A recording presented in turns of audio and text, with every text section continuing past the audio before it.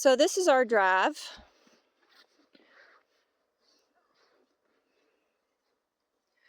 It's been snowing off and on all day long. It's really starting to pick up this afternoon. And we've gained, I don't know, maybe 2 or 3 inches of snow. Maybe. I know this is supposed to continue for another few hours. So I think we're going to see a couple more inches of snow. So when you start preparing for things, you have to take in consideration where you're living.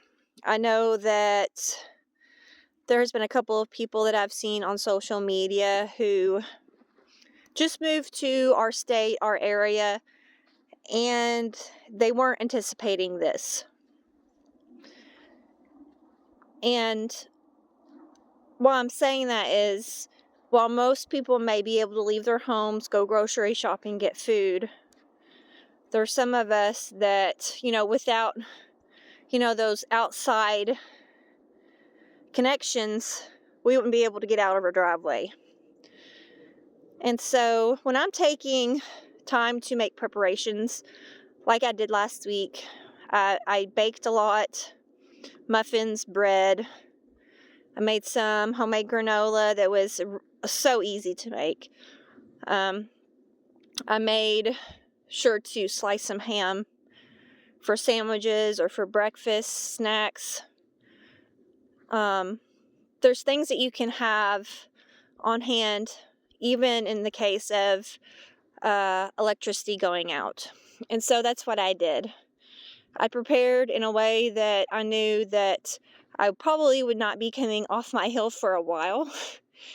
And I'm hoping that with this snow, even though we may get a couple more inches, I'm hoping Sunday it's supposed to get up to 38, that my gravel driveway will melt a little bit. We'll see.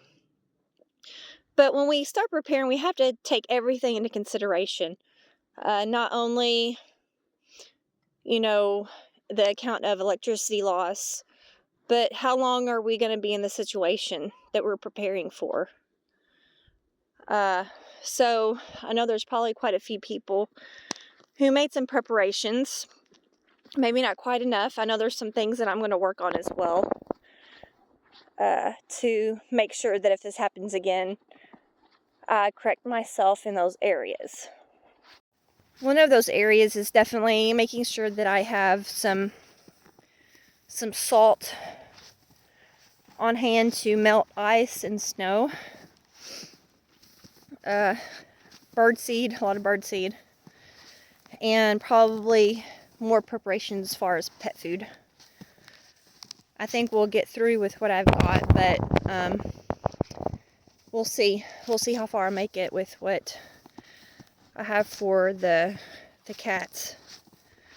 So that's always, we use every situation as a learning experience, how we can better prepare, be more useful with our resources, how to stretch things. And so it's always wise to use situations like this and hear from others as far as their preparations. So I want to know, did you all make any special preparations for this kind of weather? If you did, what were they? And if you could change some things, what are those? I think it always helps to hear from others, because if we act together and we help each other out, we're just that much stronger.